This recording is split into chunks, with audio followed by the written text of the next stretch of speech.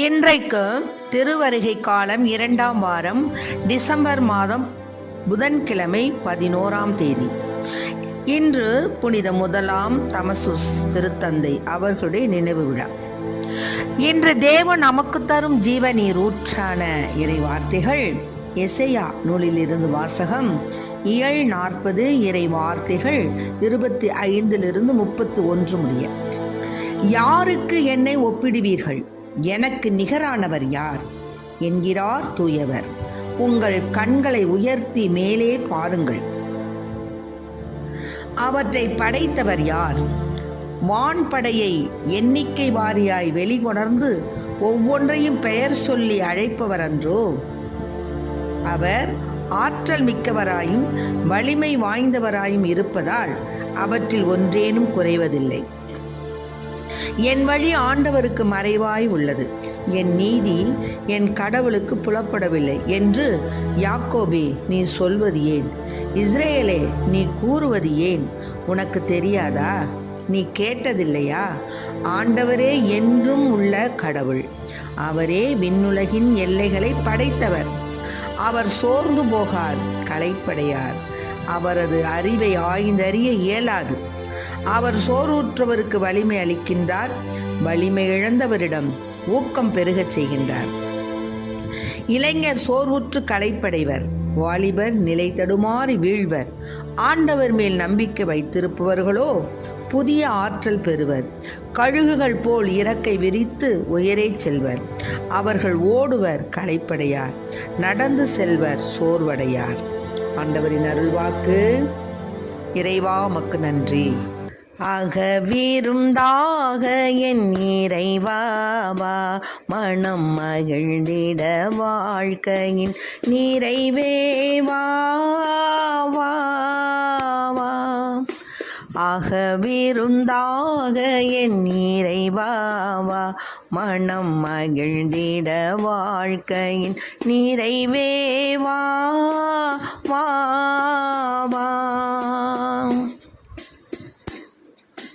ஆறுதல் அளித்திடும் அருள்மொழியே, திரு ஆகமம் முழங்கிடும் உயிர் மொழியே. ஆறுதல் அளித்திடும் அருள்மொழியே, திரு ஆகமம் முழங்கிடும் உயிர் மொழியே. உடலோடு உலகோர் நடுவெழுந்தாய், உடலோடு உலகோர் நடுவெழுந்தாய். உன் உடலெனயமை நீ மாற வைத்தாய். அகவிருந்தாக என் இறைவா வா, மனம் மகிழ்ந்திட வாழ்க்கையின் நிறைவேவா.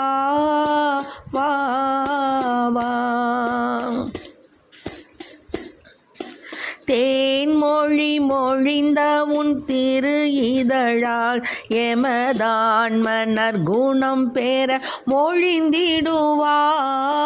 தேன்மொழி மொழிந்தவும் திரு இதழால் எமதான்மனர் குணம் பெற மொழிந்திடுவாய். உமை அடைந்திடையாம் தகுதியற்றோம், உமை அடைந்திடையாம் தகுதியற்றோம்.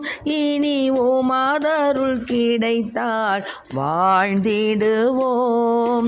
அகவிருந்தாக என் இறைவா வா, மனம் மகிழ்ந்திட வாழ்க்கையின் நிறைவேவா.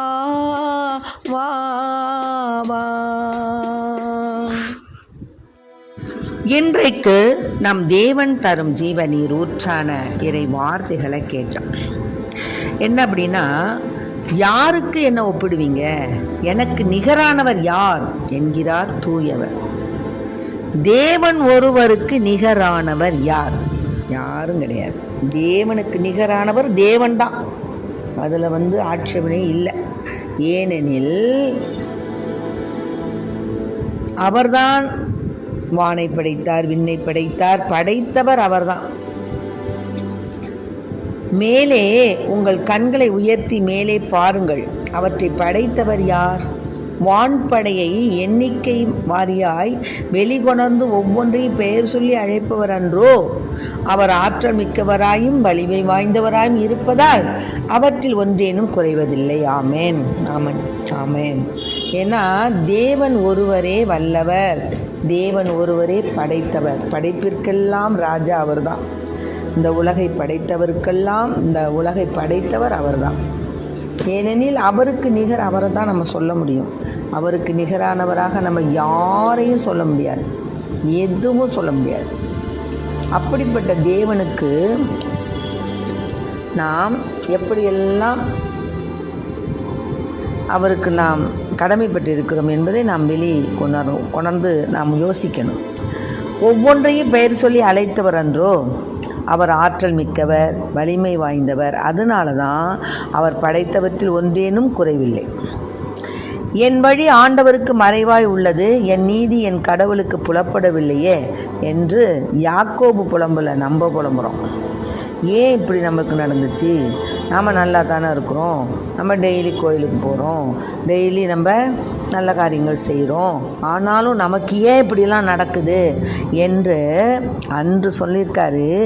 என்படி ஆண்டவருக்கு மறைவாய் உள்ளது, என் நீதி என் கடவுளுக்கு புலப்படவில்லை என்று யாக்கோபு, இஸ்ரேல் மக்கள் புலம்புனாங்க. அதே தான் இப்போ நம்மளும் புலம்புறோம். உனக்கு தெரியாதா? ஏன்னு உனக்கு தெரியாதா? நீ கேட்டதில்லையா? ஆண்டவரே என்றும் உள்ள கடவுள். அதனால் விண்ணுலகின் எல்லைகளை படைத்தவர் அவர்தான். அவருக்கு சோர்வு கிடையாதுப்பா, களைப்பு கிடையாதுப்பா. அவருடைய அறிவை ஆய்ந்தறிய முடியாது. அவர் சோர்வுற்றவருக்கு வலிமை அளிக்கின்றார், வலிமை இழந்தவருக்கு ஊக்கம் பெறச் செய்கின்றார்.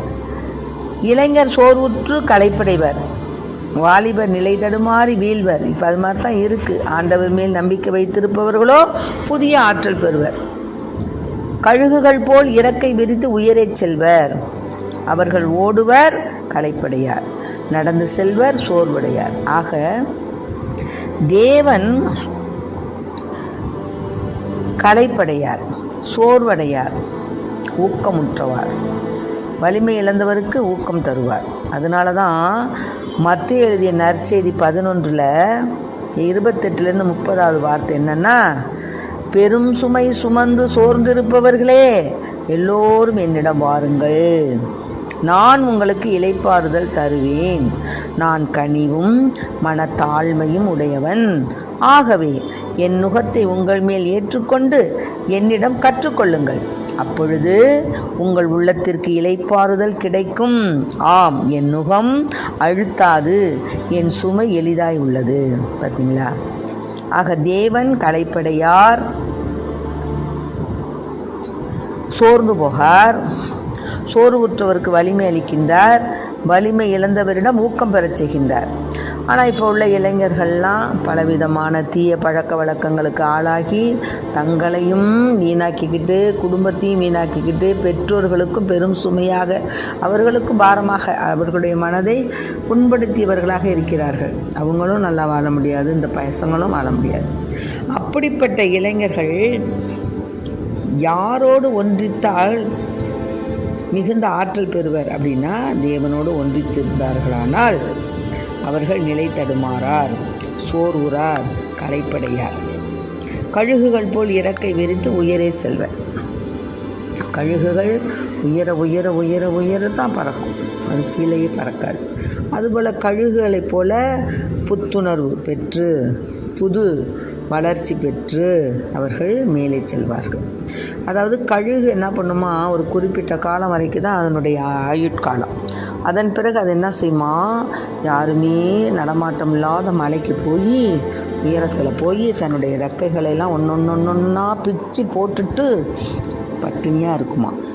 எல்லா ரெக்கையும் பிச்சு போட்டுடுமா. அதுக்கப்புறம் அதுக்கு புது ரெக்கைகள் முளைக்குமா.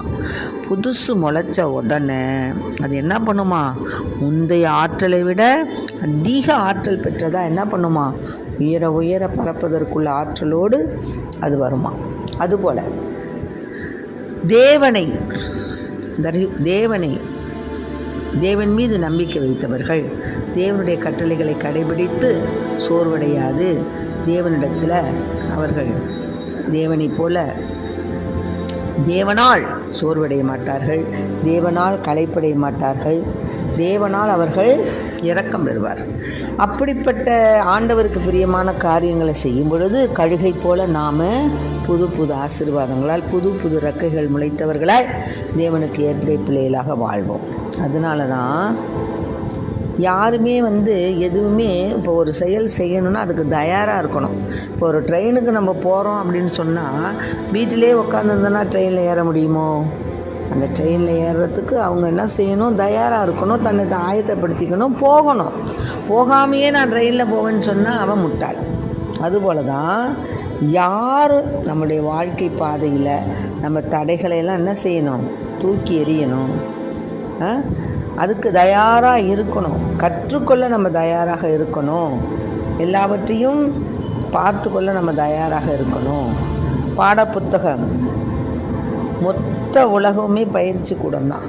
புத்தகத்தினால் படித்து 8 நாள் படித்து எவனும் முன்னேறுவது கிடையாது. நம்முடைய வாழ்க்கை அனுபவங்கள், நம்முடைய சூழ்நிலைகள், நம்முடைய குடும்ப சூழ்நிலைகள், நம்முடைய ஒவ்வொரு சூழ்நிலைகளுமே நமக்கு ஒவ்வொரு பாடத்தை கற்பிக்குது. ஆமென். அதனால தான் நிறைவான மனதோடு நம்ம என்ன செய்யணும்? எதனையும் கற்றுக்கொள்ளணும். தொடர்ந்து கற்றுக்கொண்டே இருப்பதன் மூலமாக நம்ம எப்படிப்பட்டவங்களாக இருப்போம்? எல்லாவற்றிலும் நம்ம ஒரு விவேகம் உள்ளவர்களாக தயா நிலையில் நம்ம இருப்போம். அது மாதிரி நாம் காலத்தோடு ஒன்றணும், நற்பண்புகள் பெற்று வாழணும். அதனால் அப்போ தான் நம்மளுக்கு தேவனுடைய இரக்கம், தயவு, மன்னிப்பு எல்லாம் நமக்கு கிடைக்கும். ஆகவே அன்பு பிள்ளைகளே, கழுகை போல் உயர பறக்க வேண்டும் என்றால் தேவன் மீது நாம் நம்பிக்கை உடையவர்களாய், தேவன் என்றும் களைப்படையார், சோர்வடையார், புதிய ஆற்றலோடு அவர் இருப்பார். அதுபோல் நாமும் அத்தகைய ஆற்றல் மிக்க தேவனை வணங்கி அவரை போல நாமும் கண்களை உயர்த்தி வானத்தை பார்த்து வான்படை எண்ணிக்கையை வெளிக்கொணர்ந்த தேவனை, ஒவ்வொன்றையும் பெயர் சொல்லி அழைத்தவரை, நம்மை பெயர் சொல்லி அழைத்தவரை, தாயின் கருவில் உருவாவதற்கு முன்னதாகவே பெயர் சொல்லி நம்மை அழைத்தவரை, நாம் அந்த ஆற்றல் மிக்கவரை, வலிமை வாய்ந்தவரை நாம்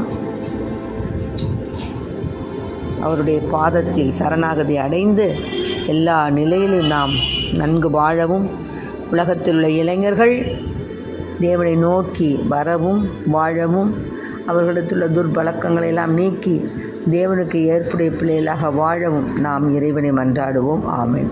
பிரைஸ் தி லார்ட். மரியே வாழ்க. இயேசுவுக்கு புகழ், இயேசுவுக்கு நன்றி. இயேசுவின் இரத்தம் எங்கள் ஜெயம்.